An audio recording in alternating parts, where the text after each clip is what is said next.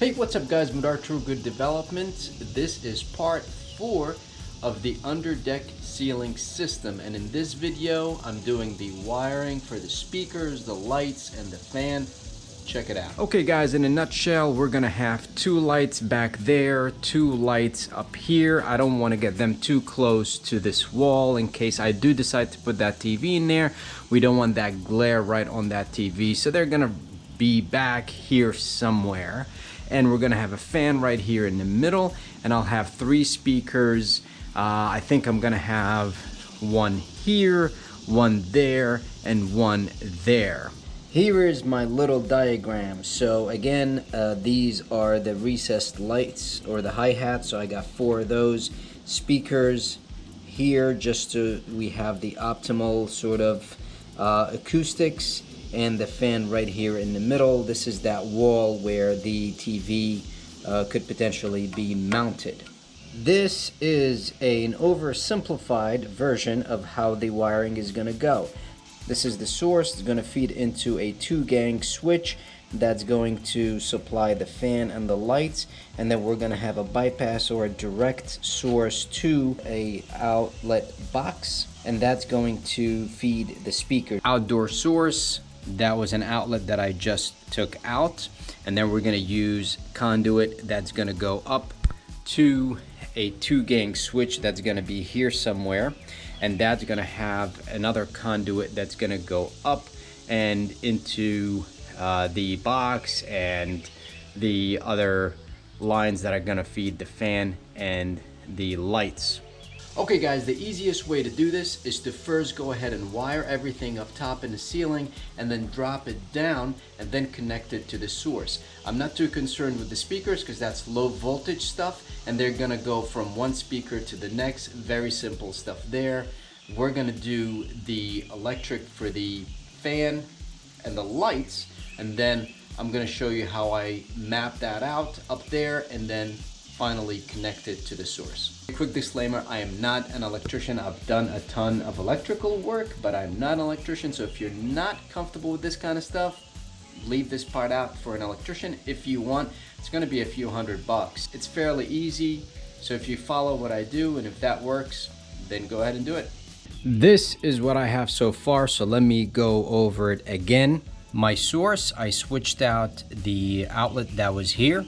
Got a GFI, new GFI outlet, and basically the source is gonna come in, your hot is gonna come in into the line side, and your load side is gonna go up to feed everything else. So that's my conduit going up, and this is my 2-gang box.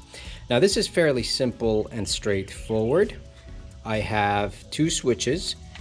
I have the power cut off here.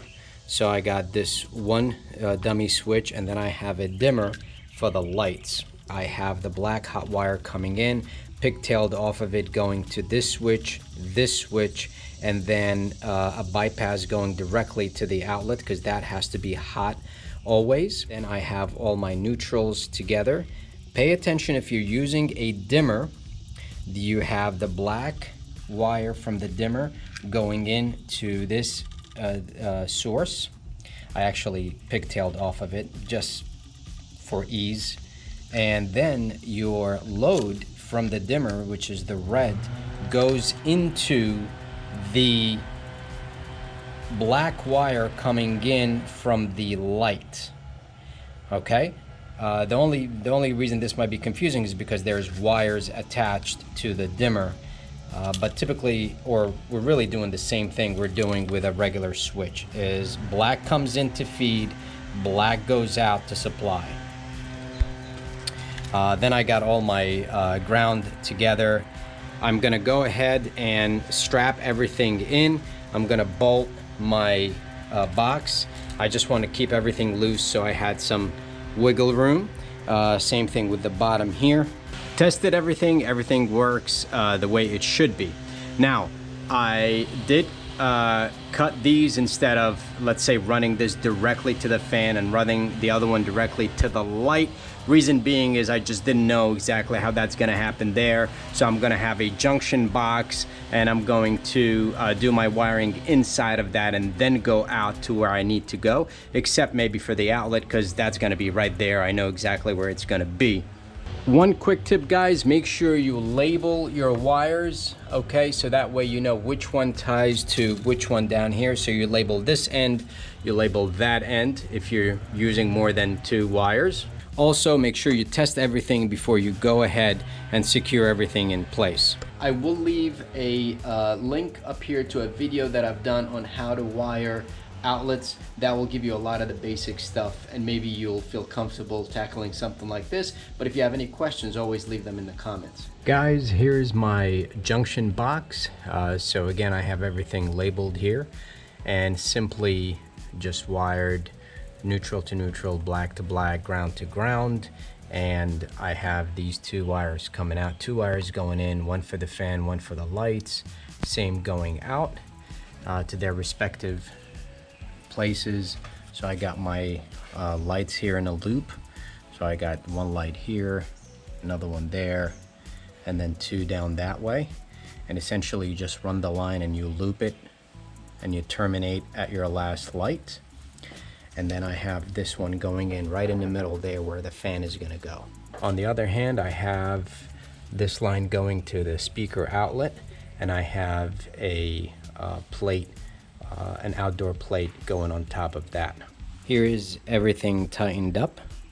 I got my outlet, which is the source, going into the 2 gang, and I have an outdoor cover also that I'm going to be putting on this here. All right, guys, this is the final look. Again, I have the duplex source coming into a 2 gang that's going into the fan and to the lights. I have the dimmer on the lights. I got all outdoor outlets and, outdoor boxes, covers, conduits. That goes up into a hot outlet that's going to supply the speakers, and then I go into a junction box to go into my fan and the lights. I'm going to leave the wires as is up there. Again, that's a personal preference. There's not going to be any water that's coming down here. If you're not comfortable doing something like this, then use a flexible conduit for these wires. I did put a loop on both of these, so in the event there is any water coming in, it will loop around and stop. This part, I'm going to find another cover, something like this, okay, but that would allow for a wire to be going in. Like you plug something in, you're able to cover it, as opposed to what I have there now, because I'm concerned if there's any moisture buildup here or whatnot that will go into the outlet. Outside of that, I have my lights all looped in here. So basically what I'll do is I'll come in, snap this in half, connect my light box, and then feed to the next light, and so on and so forth. I have 4 lights going in, and this is where I'm gonna have the fan go in. Guys, before I wrap up the video, I want to show you the lights and the speakers that I'm going to be using here. So these are the lights. They come in with the box. So this is very simple, straightforward. I do have another video explaining how to do these. I'll leave the link in the description. And maybe I'll do another video for these because, you know, these are different types of brand, but essentially it's the same process. And these are the speakers. I got the pile speakers. This is the adapter that comes with it, and that's what needs to be plugged in. There's a charger that's going to go into this guy. That needs to be plugged in all the time for this to work, and that's what I was talking about in terms of that duplex that I have and the cover that I need to protect it. So maybe I'll do a separate video on how to install these speakers. Again, pretty straightforward stuff. Alright guys, and that about does it for part 4 of the underdeck ceiling system.